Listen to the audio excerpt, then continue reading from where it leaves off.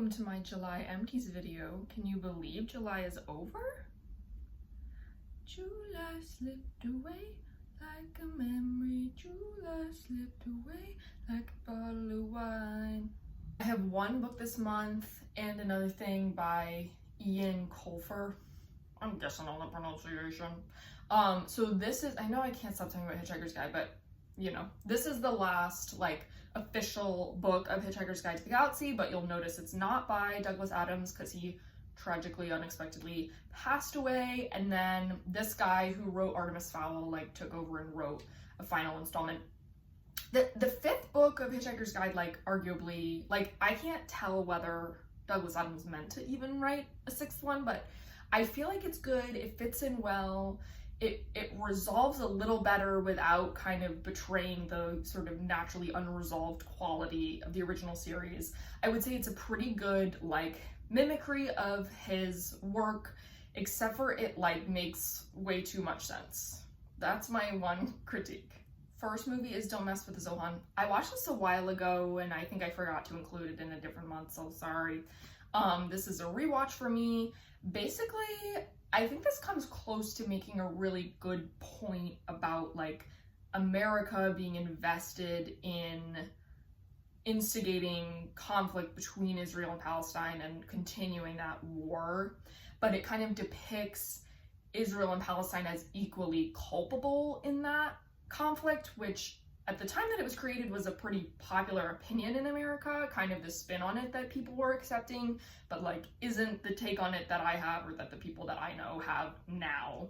So obviously it's flawed in that way. Also, it has a lot of really funny jokes about hummus. Watched Marty Supreme for the first time. Basically, this movie made me feel so sad for Mr. Marty Supreme, but also there's something about the stupidity of his swag that had me laughing. The middle third of this movie is like Goodfellas, but sadder and darker. And the first act and third act are freaking hilarious. I watched this one in theaters. This movie was phenomenal. The actress Inde Navarrete, or I don't know how to pronounce it, it's so good. Her performance is unbelievable. It's one of the few times where I really remember watching a movie and while I'm watching it being this is good acting, you know what I mean? It really spoke to me because it's basically about what if an annoying guy had a crush on you, and I know that feeling, and it is a horror movie, baby. This was a pretty recent rewatch. I watched this pretty recently, then I rewatched it, okay? Also kind of a movie about what if an annoying guy had a crush on you, but played for laughs, very, very funny.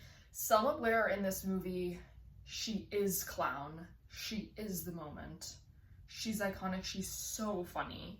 Another great acting performance, okay? Just kind of a little bit of a different tone. This really did not hit, I don't always like an A24 movie, but usually it's because it's too artsy and too thinky or kind of up its own ass, you know what I mean? And basically this movie was it just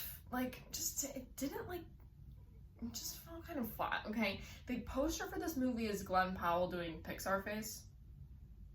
That should tell you everything you need to know.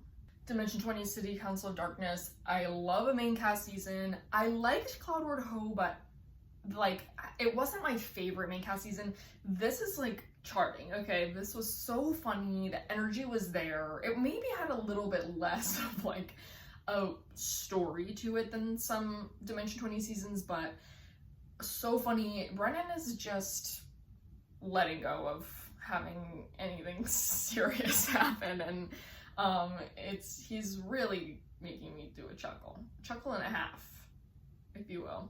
And then I also watched Phantasmus. This is a Julio Torres show that only got one season. Give him more seasons of stuff. Give him more stuff. He's successful though. He doesn't need that from me. One of the ongoing points in this show is about how people, like marginalized people, are always being like, the entertainment industry pressures them to make like all of the art they make be like about their marginalized identity and like speaking for their community. And I think that this show does a really good job of like, Julio like makes the points he is invested in making about, you know, his identities, but also it really reads as like a story about like a unique individual with like his, you know, particular perspective on life, and not speaking for like all gay Latinos with their heads in the clouds. What time is it? It's Goops o'clock. What time is it? It's Goops o'clock. Okay, 4 Goops. Sorry to spoil it. First one, body wash. I had this. I know I'm saying that 24/7, but I just, Christmas or whatever, childhood, I come in a position of a lot of goops. People just see me and they go, that queen needs goops. They give me soap. This from Trader Joe's. This was good. Yeah, body wash is like hard to go wrong, right? But I have a lot of bars. I guess I would say environmentally, I prefer the bars. And it's so fun to buy, like, and you go to the store and you smell them, or you go to 5 for Say and you smell the bars of soap. They smell so nice. You pick one out or 3. So I have a lot of bars I'll be using in the future, but this was good. It passed the test. Finished Advil. I know my mom's thinking Tylenol. You should use Tylenol because Advil's like worse for your liver or something like that. Basically I grew up using Advil, and so I said to Dagan, can you go to the store and get Advil? Of course, meaning, can you get Tylenol? And they did not see through my lies, and they got, and they got Advil. So I used that. Now I think we have Tylenol, but it might be Advil again. But I think it's Tylenol.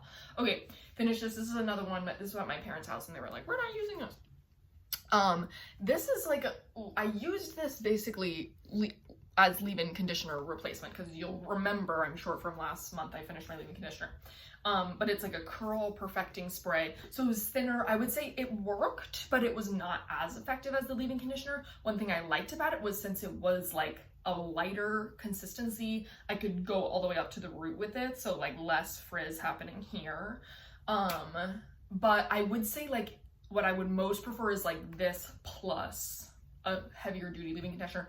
This is a spoiler, but do you know what I've been doing now? Because I didn't even get another leave-in conditioner. I've been using a conditioner bar on my hair, then I rinse it out. Then I get out of the shower, I dry my hair. I put more of it in, okay? I've been using the conditioner bar as leave-in conditioner. This is like day 2, so I'm a little frizzy, but it's been working really well. I'm really happy with it, okay? So I would recommend that. Okay, bam, last one, right? I did 3. Last one, ka-chow. EOS. I love to finish a chapstick because it's so satisfying, and because I have a lot of them. I had a few of these EOS, and I don't like them as much. I know you're saying throw it away, okay, but we've all had that conversation with me. You know, I am who I am. I had a few of these. They're not my favorite. They work, but they're not my favorite. And this is the last one, so I'm excited. I'm using a really nice Burt's Bees, peppermint Burt's Bees now. So I'm loving that. At bedtime, I put that on. Ooh, I feel so fresh and clean. Okay. Thank you for watching my empties.